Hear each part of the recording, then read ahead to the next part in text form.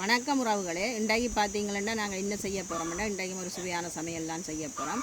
என்ன சமையல்னு பார்த்தா, இந்த கத்தரிக்காயையும் வாழைக்காயும் வச்சு ஒரு சுவையான பால் கறி தான் செய்ய போகிறோம். கத்தரிக்காய் தனியாக பால் கறி வைக்கலாம், குழம்பு வைக்கலாம், பிரட்டல் செய்யலாம். கத்தரிக்காயில் நிறைய சாப்பாடு நாங்கள் செய்யலாம். கத்தரிக்காய் சம்பல் செய்யலாம், எல்லாமே செய்யலாம். வாழைக்காயும் அப்படித்தான்.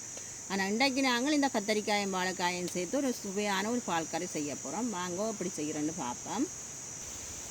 நான் இந்த கத்தரிக்காயும் வாழைக்காயும் பால் கறி செய்கிறதுக்கு என்னென்ன எடுத்துருக்கிறேன்னு பார்த்தா, பச்சை மிளகாய் எடுத்துருக்கிறேன். பால் கறி தானே, அதுக்கு நல்ல உரைப்பு பச்சை மிளகாய் வேணும். பச்சை மிளகாய் எடுத்துருக்கிறேன், வெங்காயம் எடுத்துருக்கிறேன், இந்த உள்ளியும் எடுத்துருக்கிறேன். நாங்கள் வாழைக்காய் சேர்க்கிறதால உள்ளி கட்டாயம் நாங்கள் சேர்க்க வேணும். அதோடு நாங்கள் சுவை ஊட்டி வாசனைக்காக கருவேப்பிலை எடுத்துருக்கிறேன். கடைசியில் ஒரு தேசிக்காய் விட்டு தேசிப்புளி விட போகிறோம். இது எடுத்துருக்கிறேன். இது எல்லாத்தையும் நாங்கள் இருக்கா க்ளீன் பண்ணி எடுப்போம். பச்சை மிளகாய் எல்லாத்தையும் காம்பு பிடிச்சி எடுப்போம். நல்ல உரைப்பு பச்சை மிளகாய் அந்தளவு எனக்கு காணும் இருக்கு. பாருங்க இப்படி இருக்கு. இல்லை குண்டு குண்டு மிளகாய் தான் சரியான உரைப்பு. இந்தளவு பச்சை மிளகாயும் எடுத்துருக்கிறேன். இந்தளவும் காணும். நாங்கள் இந்த உள்ளிக்கையும் முடைச்செடுப்போம்.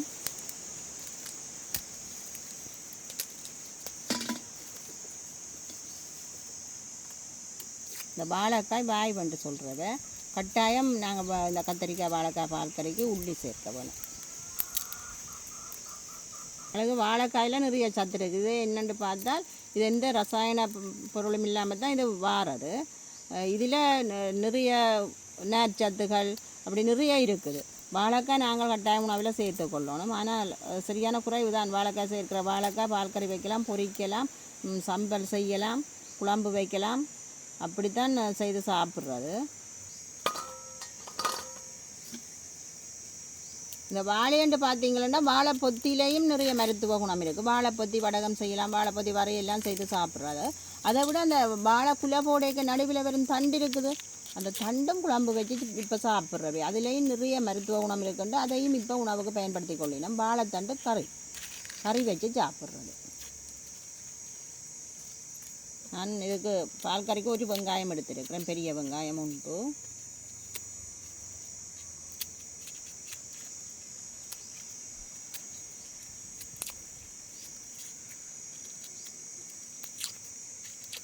எல்லாம் க்ளீன் பண்ணி எடுத்துட்டேன். இப்போ கழுவி எடுக்க போகிறோம்.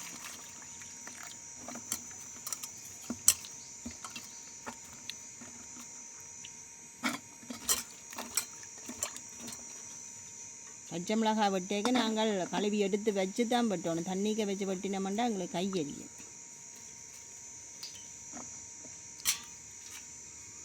நாங்கள் இருந்து சமைக்கிற இடத்த பார்த்தீங்களென்றால் அப்படியே எங்களுக்கு கமுகுக்குள்ளே இருந்து சமைக்கிறோம். அப்படியே கமுகெல்லாம் மலர்ந்து வந்துட்டு கீழே இருந்து சமைக்கிறோம். இப்படியான இடம் தான் நல்ல பச்சை பசையிலண்டு இருக்குது. நான் இப்போ வெங்காயம் மிளகாய் எல்லாம் வெட்டி வைக்க போகிறேன். நான் இதை முதல் வெட்டுறேன்னு சொன்னால் கத்தரிக்காயும் வாழைக்காயும் வெட்டின உடனே சமைக்க வேணும். நான் அதை வெட்டி வச்சுட்டு இதை வெட்டி கொண்டிருக்கேன். அதை கொஞ்சம் தண்ணியாக கொஞ்சம் கருத்து கொண்டு வந்துடும். அதுக்காக இதை எல்லாத்தையும் வெட்டி வச்சுட்டு கத்தரிக்காய் வாழைக்காயை வெட்டுவோம்ட்டு முதல் வெட்டுறது. காயெல்லாம் கொஞ்சம் பெருசாக வெட்டலாம். அங்கே பால் கறி தானே.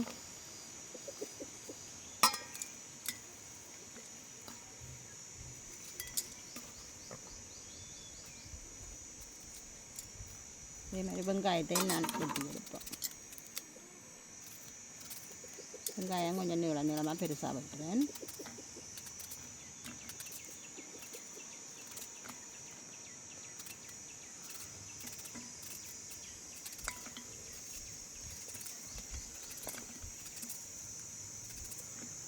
அதே மாதிரி உள்ளியையும் வெட்டி எடுப்போம்.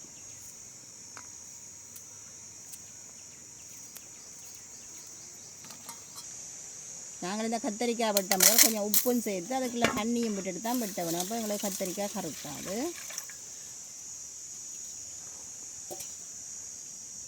கத்தரிக்காய் பார்த்தீங்கன்னா நல்ல ஃப்ரெஷ்ஷான கத்தரிக்காய் எப்படி இருக்குன்னு பாருங்க. எப்படி இருக்குது, நல்ல ஃப்ரெஷ்ஷான கத்தரிக்காயாக இருக்குது. இன்றைக்கு பிடிங்கின கத்தரிக்காய் தான். வெள்ளனை தான் நாங்கள் சந்தையெல்லாம் வாங்கினாங்க, விடிய வாங்கினாங்க. நல்ல கத்தரிக்காய், நல்ல பிஞ்சு கத்தரிக்காய். நாங்கள் பால் கறிக்கு வெட்டேக்க கொஞ்சம் நீளமாக வெட்டலாம். நல்லா சூற்றி ஒன்றும் இல்லை, நல்ல கத்தரிக்காய். இப்படி கொஞ்சம் நீளமாக மெல்லி சாப்பிட்டினா சரி பால் கறிக்கு.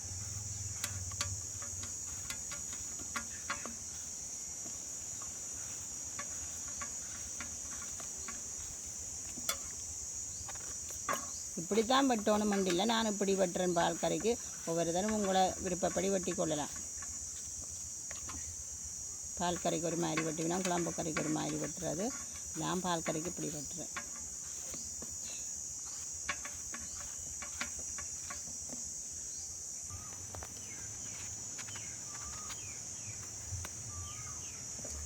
எல்லாமே நல்லா கத்தரிக்காய்.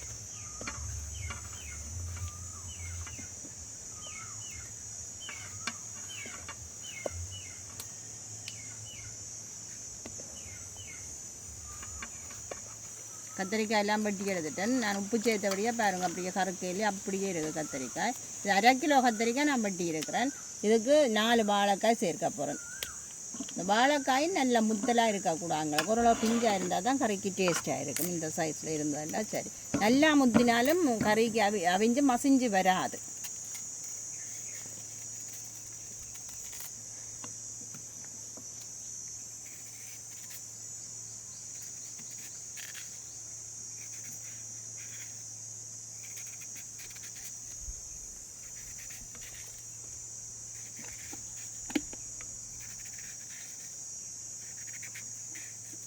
இதையும் இப்படியே நான் கத்தரிக்கிறேன், காய்க்குள்ளேயே வெட்டி சேர்க்கிறேன்.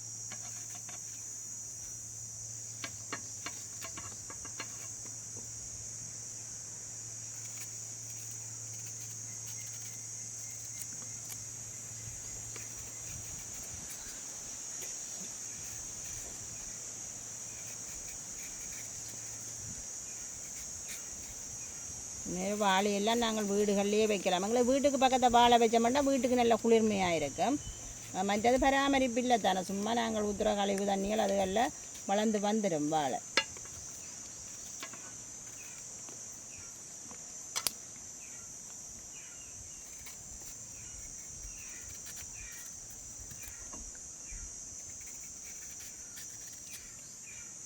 நான் கத்திரிக்காய் வாழைக்காயெல்லாம் வெட்டி எடுத்துட்டேன். இந்த மண் சட்டியில் தான் என்னுடைய கறி வைக்க போகிறேன். எல்லாத்தையும் கழுவி அதுக்குள்ளே போடுவேன். இந்த பால் கறி வதக்கி வைக்கணும் அப்படி என்று இல்லை, அப்படியே அவிய விட்டு வைக்கலாம். நாங்கள்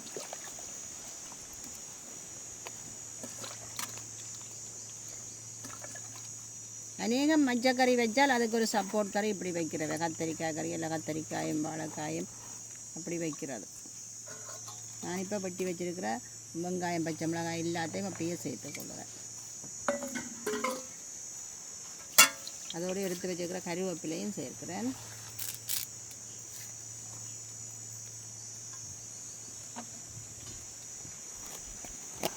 இதுக்குள்ள நான் கொஞ்சமாக மஞ்சள் தூள் சேர்க்கிறேன். இந்தளவு சேர்க்கிறேன் மஞ்சள் தூள்.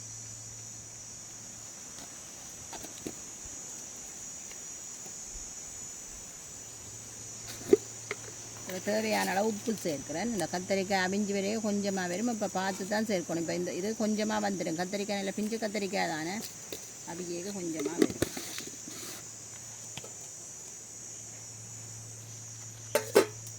இதோட நான் இது தண்ணியிலையும் நாங்கள் அவிய விடலாம். நான் இது தேங்காய் புளியேக 3ஆம் பால் எடுத்தேன். நான் அதில் தான் அவிய விட போகிறேன். தண்ணியிலையும் அவிய விடலாம். இது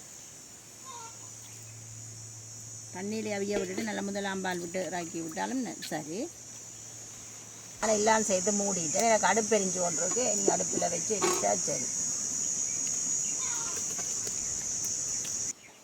நாங்கள் உங்களுக்கு முதல் ஒரு காணொலியில் எங்களோட வீட்டில் உள்ள மரங்களை காட்டிக்கல இந்த கொய்யா காட்டினாங்க. சின்ன சின்ன காயாக இருக்குண்டு. இப்போ பாருங்க இப்படி எங்களுக்கு பெருத்து வந்துட்டுது. பெரிய கொய்யாக்காய் 1/2 கிலோ கொய்யாக்காய் வரும். பெருத்து வந்துட்டு இதை நாங்கள் பிடுங்கி எடுக்க போகிறோம். இந்த கொய்யாக்காயை நாங்கள் நல்லா வெட்டி உப்பும் மிளகு தூளும் போட்டு சாப்பிட நல்லா இருக்கும். இதை சின்ன சின்ன நான் வெட்டிட்டு கொஞ்சம் உப்பும் கொஞ்சம் மிளகு தூளும் சேர்த்து சாப்பிட நல்லா இருக்கும். இதே மாதிரி எங்களுக்கு வேறு 2-3 கொய்யாக்காய் இருக்குது. இதில் கொஞ்சம் சின்னனாக இருக்குது. இங்கே இதில் நல்ல பெரிய காய் இருக்குது. அங்காலையெல்லாம் காய்ச்சி 2-3 காய் தான் நல்ல பெரிய பெரிய காயை. இது பாருங்க, இது எப்படி இருக்குண்டு. இது 1/2 கிலோவுக்கு மேலே வரும். ஒரு கத்திராந்து பார்ப்போம். இவ்வளோ நல்லா அவிஞ்சு கொண்டு இருக்குது.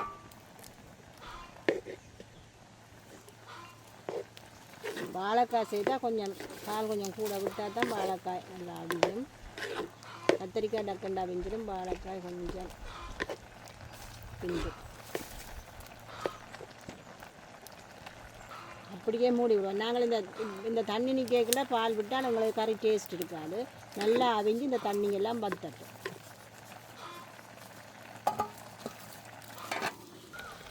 ஏன்னா கத்திரிக்காய் வாழைக்காயெல்லாம் நல்லா அவிஞ்சு அதுக்குள்ளே உள்ள தண்ணியெல்லாம் வற்றி வந்துட்டு இங்கே பாருங்க அப்படி வந்துட்டுது. நான் இப்போ எடுத்து வச்சுருக்கிறேன் தேங்காய் பால், முதலாம் பால் சேர்க்க போகிறேன். நல்ல திக்கான கட்டிப்பாலாக எடுத்து வச்சுருக்கிறேன். இதை சேர்த்து கொள்ளுறேன். முதலாம் பாலும் எனக்கு காணும். அப்படி இருக்கு அந்த பால் விட்ட ஒரு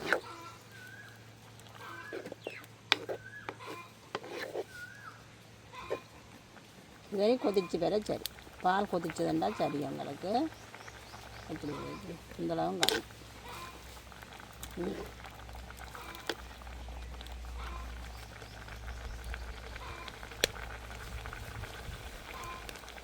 கறியெல்லாம் நல்லா கொதிச்சிட்டுது. முட்டை பால் நல்லா கொதிச்சிட்டுது. இப்படி எல்லாம் வந்துட்டு இந்த பருவத்தில் தான் நான் பார்க்குறேன். திக்காக இருக்குது. இறக்கி எடுப்பேன்.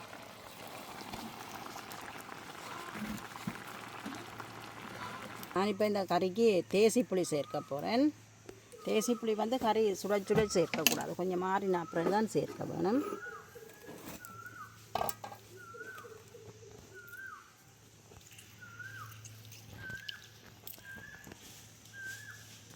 இதில் இந்த விதியை எடுத்துகிட்டு தான் சேர்க்கணும்.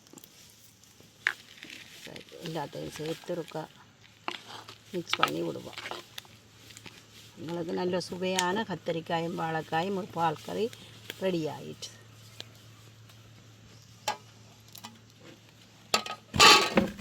நாங்கள் இந்த என்னென்ன சாப்பாடு எடுத்துருக்கிறோம்னா நல்லா கத்திரிக்காயும் வாழைக்காயும் பால் கறி வச்சு எடுத்துருக்கிறோம்.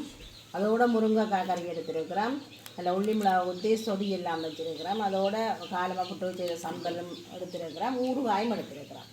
இதோடு தான் இன்றைக்கு நாங்கள் சாப்பிட போகிறோம். அதோடு நாங்கள் கடைசியாக சாப்பிட்றது அன்னாசி பழம் வெட்டி எடுத்துருக்கிறோம். இது எங்களுடைய அன்னாசியில் பிடுங்கி வெட்டி எடுத்த பழம் தான். அன்னாசி பழம் எடுத்துருக்கிறோம். நான் கொஞ்சம் அன்னாசி நட்டுருக்கிறோம். அதனால் எங்களுக்கு கொஞ்சம் பழம் வருது. இப்போ அன்னாசி சீசன் தானே. இது எங்களோட மரத்துலேருந்து பிடுங்கி எடுத்த பழம். மரத்துலேயே அப்படியே பழுக்க விட்டு பிடுங்கிடலாங்க. சாப்பிட்டு பார்ப்போம் இருப்பேன்.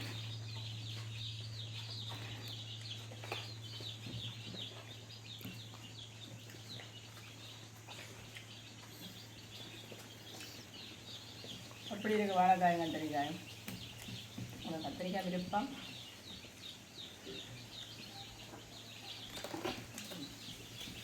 கத்திரிக்காய் வாழைக்காய் போட்ட கறி டேஸ்ட்டாக இருக்கும். ஆனால் எல்லாத்தையும் விட முருங்கைக்காய் கறி டேஸ்ட்டு பார்த்தா முருங்கைக்காய் கறியை விட கத்திரிக்காய் வாழைக்காய் போட்டு காய்ச்சின வெள்ளைக்கறி நல்லா இருக்குது.